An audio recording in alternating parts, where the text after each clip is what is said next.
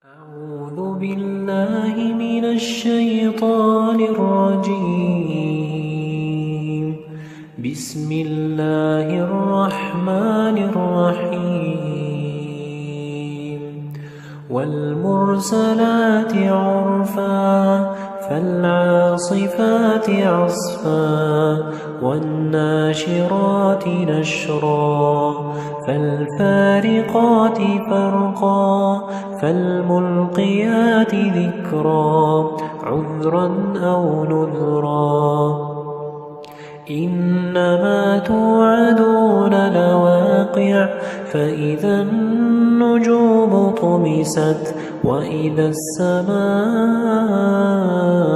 فرجت وإذا الجبال نسفت وإذا الرسل أقتت لأي يوم أجلت ليوم الفصل وما أدراك ما يوم الفصل ويل يومئذ للمكذبين ألم نهلك الأولين ثم نتبعهم الآخرين كذلك نفعل بالمجرمين ويل يومئذ للمكذبين ألم نخلقكم من ماء مهين فجعلناه في قرار مكين إلى قدر معلوم فقدرنا فنعم القادرون ويل يومئذ للمكذبين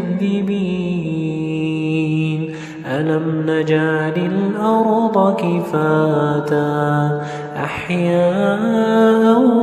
وأمواتا وجعلنا فيها رواسي شامخات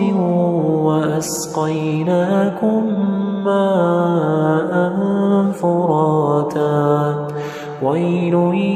يومئذ للمكذبين انطلقوا إلى ما كنتم به تكذبون انطلقوا إلى ظل ذي 3 شعب لا ظليل ولا يغني من اللهب إنها ترمي بشرر كالقصر كأنه جمالة صفر ويل يومئذ للمكذبين هذا يوم لا ينطقون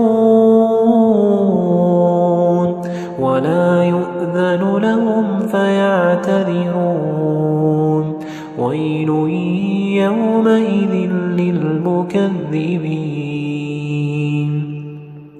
هذا يوم الفصل جمعناكم والأولين فإن كان لكم كيد فكيدون ويل يومئذ للمكذبين إن المتقين في ظلال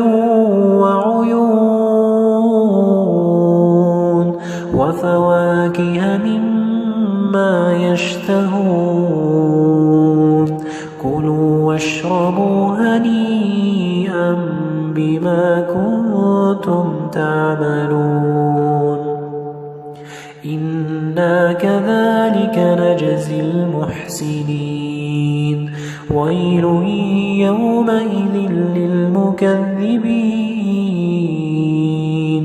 كلوا وتمتعوا قليلا إنكم